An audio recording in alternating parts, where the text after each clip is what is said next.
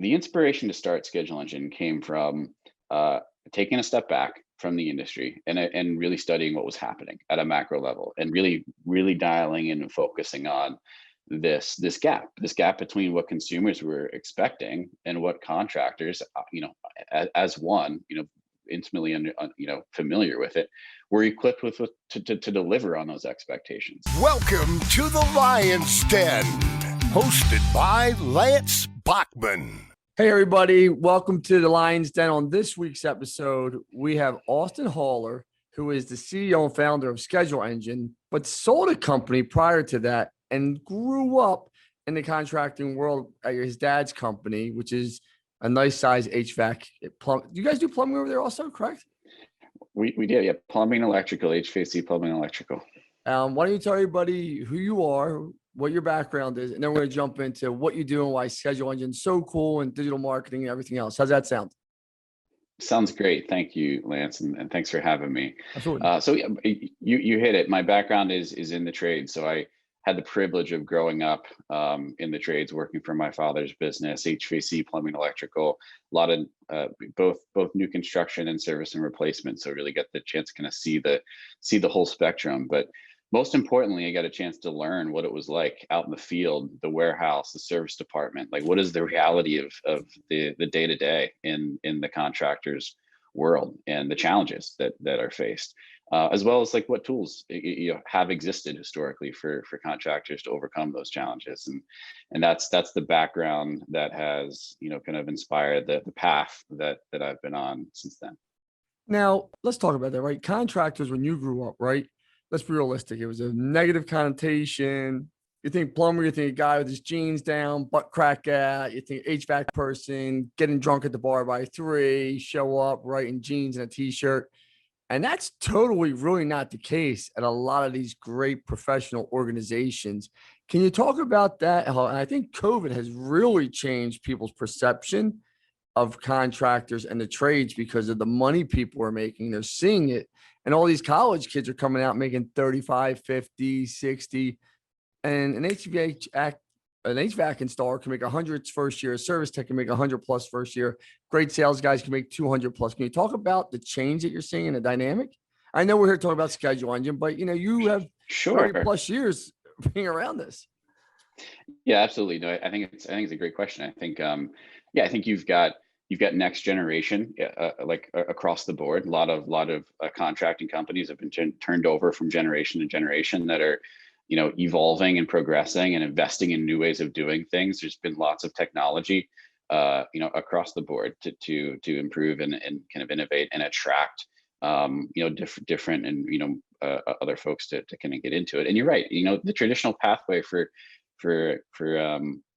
kids, is a lot more expensive than it used to be.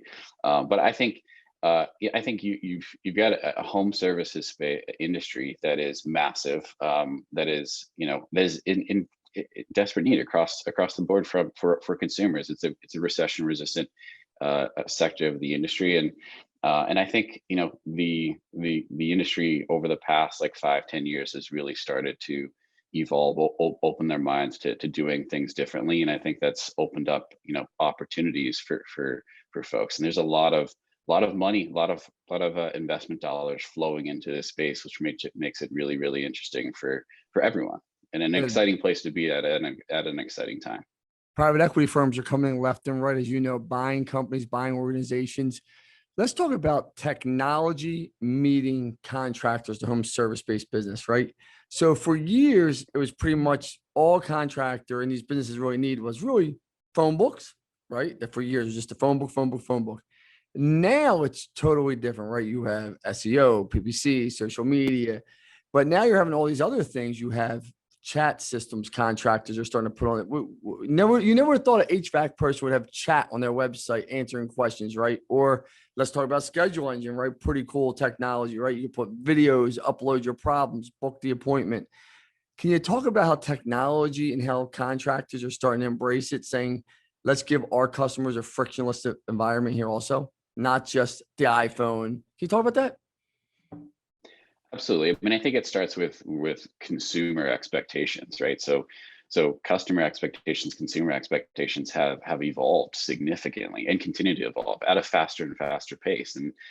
And that has been driven by lots of other, players, the Amazon, Uber, like all of these other services that are part of the consumer's day-to-day life. Consumers expect convenience. They expect to be able to engage and do things on their terms at the time of day that they want to. And the companies, the service providers that have evolved to meet those expectations are thriving, are winning, so yes, the consumer expectations have evolved. That's forced, I think, the industry, contractors to evolve as well to meet those expectations. And that's thinking differently about marketing. It's thinking differently about how you communicate and engage with your local consumers, and how easy you make it to do business with you. And then as well, internally, there's a lot of technology that has evolved to make it easier to run your business. Service Titan is one great example. There's lots of field service management systems that are out there to make it easier to do things internally that historically have been really challenging, and have required a lot of institutional knowledge, of folks to manage. I think this is all, a good thing for those contractors who understand it, embrace it, and invest in it. You mentioned Service Titan. I know you have a partnership with Service Titan. There's so many people that we see are on Service Titan, though, for whatever reason, they're not set up correctly on Service Titan. And when we meet them, we say to them all the time, the reason why is contractors seem to get very frustrated with anything technology, right? They know their business, right? They know their Ream, Lennox, Train, whatever they may be, Carrier. They know how to get the product in. They know how to get the product out. They know how to, even a lot of contractors, as you know, are communication telephone systems. They've had a lot of training on that because the technology piece. Can you talk about why you think sometimes Service Titan, these other technology platforms, they're great at getting in the door, but then people come back and say, well, we're really not using you and things aren't set up correctly? Do you think maybe that it could be a training issue, education issue, frustration issue? What do you think that part is? Because we're seeing that a lot in the industry with a lot of different technologies, not just service. I'm not just picking out service. I'm picking out just Sure. technology.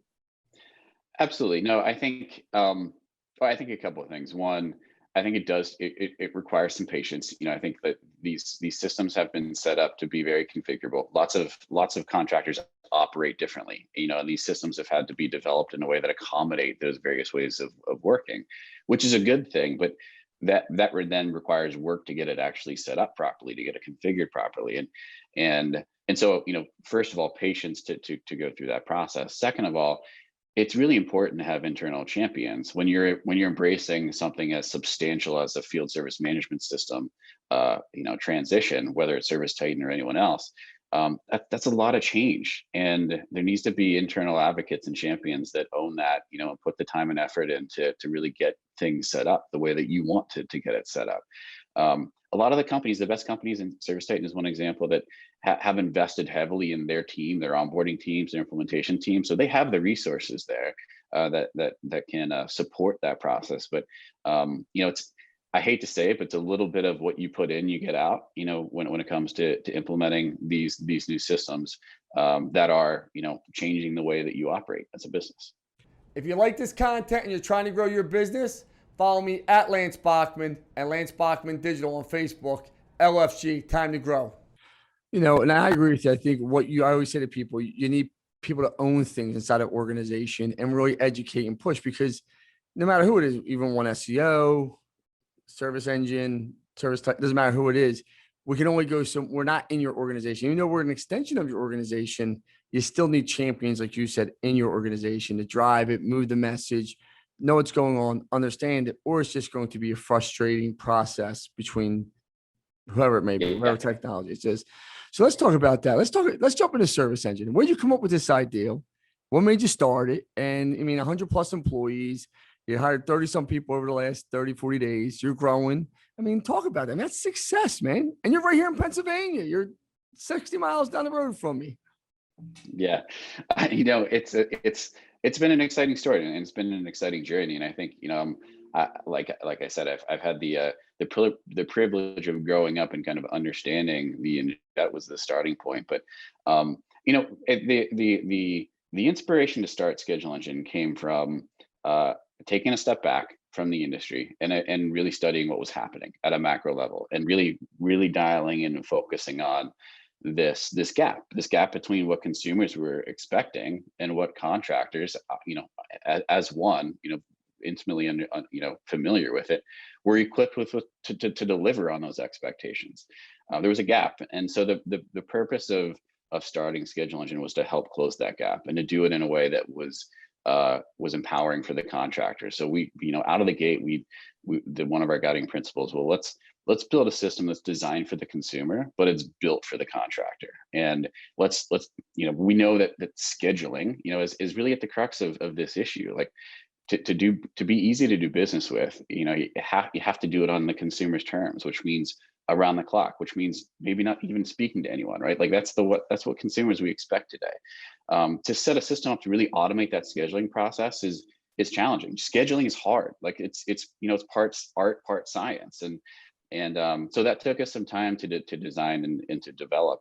But we've ultimately, accomplished that and have succeeded, and that's been the reason for our growth. Is we've created this system that enables this automated scheduling experience that really enhances that consumer experience, but without forcing the contractor to fundamentally change the way they do business. We integrate and we configure to the preferences of each contractor to automate that process, and that's our goal. Our goal is to continue to help contractors meet the evolving consumer expectations, and continue to focus on what they do best, which is solving problems in the field, and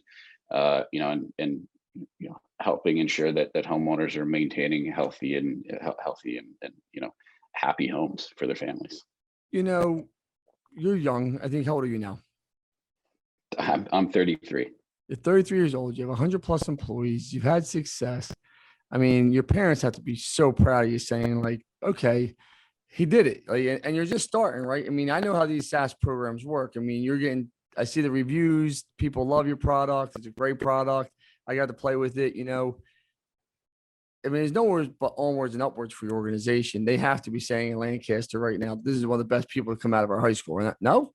They may be. I think no question that my family is proud, and I'm fortunate to have grown up in an environment where I've had a father who has taught me everything that I know on the ground and in the industry, but then has embraced this growth in the path that I've been on. I was inspired more by my father's entrepreneurialism than I was the actual business. As much respect as I have for his business, I wanted to create something different and new, as he did, and it's been an awesome experience to have the opportunity to do that and kind of build on that foundation in a different way than a lot of second generations do. So your father was in the industry, still is. You guys have a great reputation over at Hauler, right? I mean, it's one of the premier companies in the industry. You guys are leaders. You go to events, you talk, you speak. Why is the reputation of a service-based industry? And I tell this people all the time, I think it's for all business, but service-based especially. Why is it so important to have a great reputation and be stellar in the community? Can you talk about that? Because I don't think a lot of people understand that and get that. Yeah. Well, when you think about like what we're delivering as contractors, it's an experience that is in the home. I mean, it is the most vulnerable like space as a consumer that we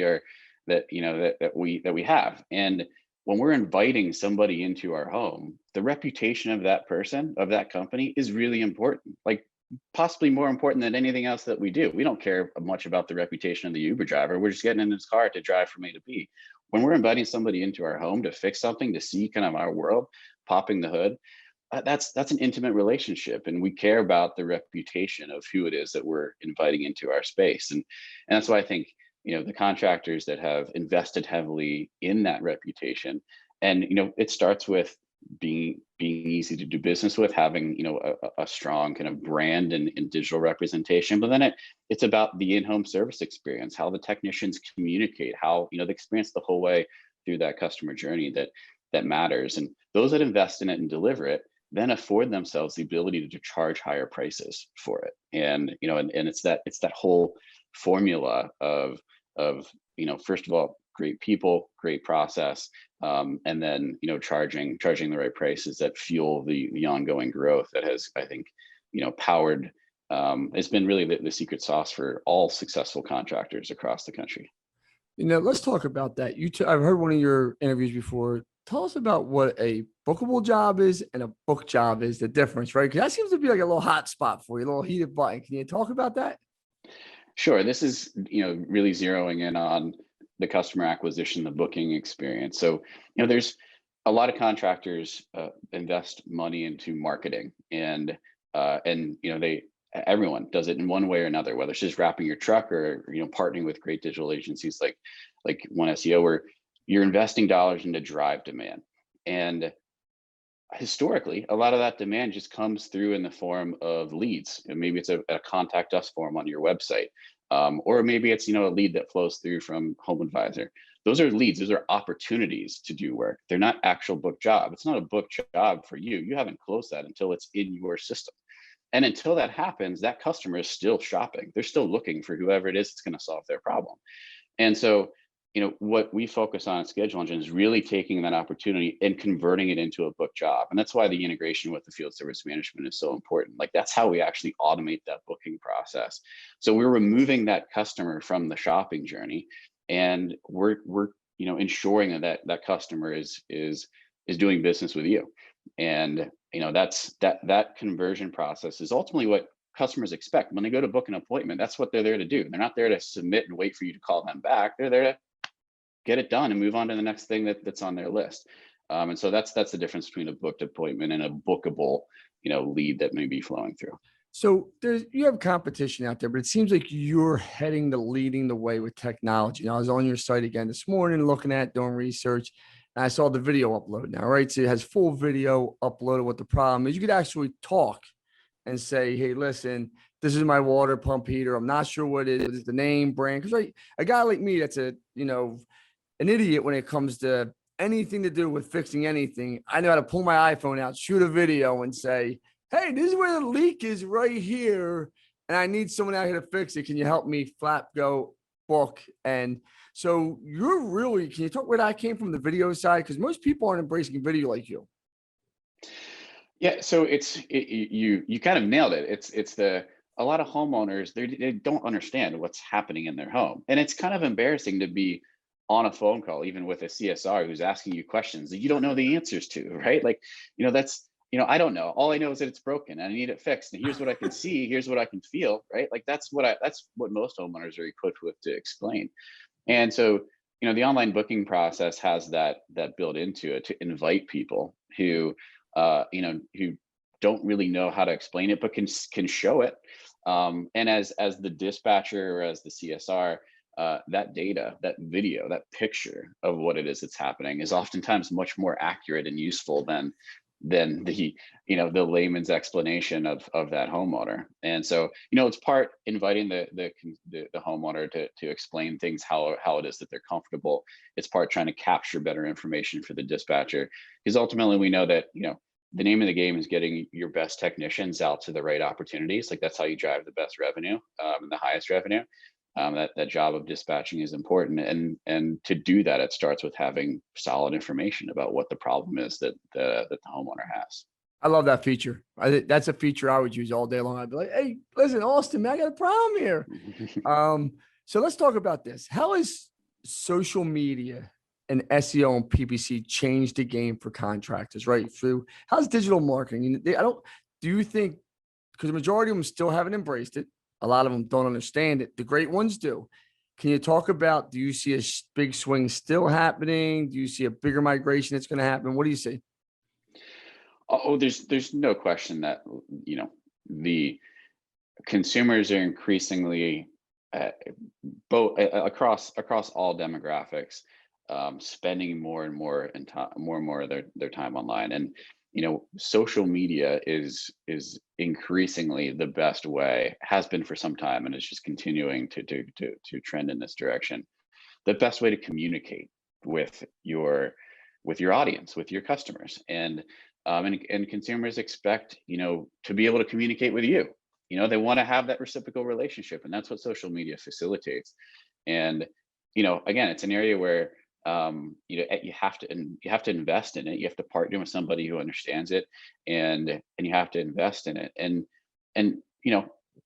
there are challenges, like when you're like on social media, you're inviting people to share their feedback with you, but that's going to happen no matter what. Like, you have to set yourself up to invite that feedback and deal with it and take advantage of it. But I think ultimately it improves the ability for all businesses to communicate and strengthen their relationship with their customers, to better tell their story in the places where homeowners are spending their time. And those that win that game are ultimately the ones that are going to prevail long term. Absolutely.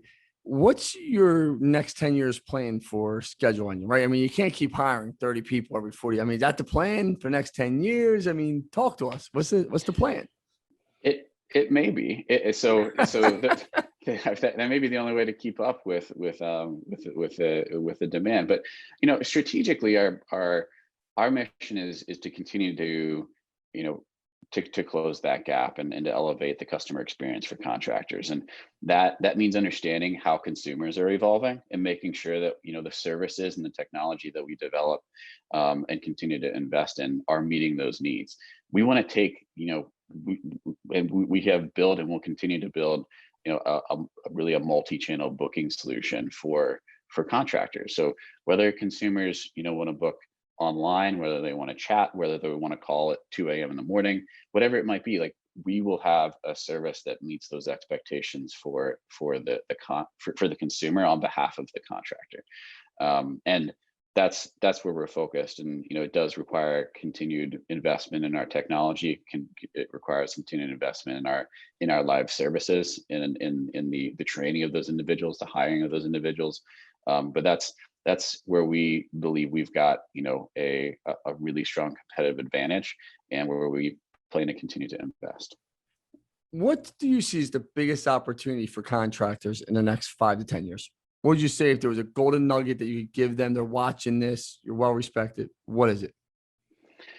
So I Give me a think few. there's three really that come to mind. First of all, the number one challenge that most contractors have is finding and keeping good technicians, right? Like, we have a supply shortage. That's one of the biggest problems facing our industry. So I think as a contractor, focusing on the environment you're creating to attract and retain good technicians is key. Like, that is the number one limitation to your growth, is your ability to find and grow technicians. You can only generate as much revenue as you have technicians to run jobs, right? So that's number one. Number two is then investing in your customer experience. So after you have the capacity, you've built the capacity, you need to create the customer experience that differentiates you from your local competition. And then it's about charging the right prices for the work that you do. I think that's probably where I see a lot of contractors miss, is not charging as much as they could for the service that they deliver. And if you get those things right in that order, I think you've got a successful formula for growth and for really winning in your local industry. On the final roar, there's contractors out there that are struggling right now. There's businesses that haven't grown. So many other businesses have grown during this, it's over now, but have grown. What would you say to the contractors that are struggling? What piece of advice would you give them? Stay at it, continue to persevere and stay resilient, and focus on one challenge at a time. I think you're not going to, as a small contractor, reach what the large contractor who's 5 times your size is doing overnight. Like, you've got to focus on solving one problem at a time and overcoming one obstacle at a time. And that's what those companies did to get to where they're at. And so that's what I think is important, is to focus on what you can control and solve incrementally, and stay patient, stay determined, and you will get there. Ultimately, we're in an industry where there's more demand than there is supply. So that's something every contractor has going for them. and that's not going to change. The demand for home services is not going to change. So stay focused on improving what you can, and and ultimately, I think those that are creative enough, that take the right risks, that and stay in the game and persevere, will reach their goals. Everyone, you heard it from Austin. Austin, thank you so much for being on the Den. I appreciate it. You're a true success story. I love the entrepreneurship. I love Service Engine. It's a great product. If you haven't seen it, everyone check it out. It's very good. A lot of our clients use it. They love it. The feedback's great. So Austin, thank you so much. I appreciate you being on the Den, brother. My pleasure, Lance. Thanks for having me.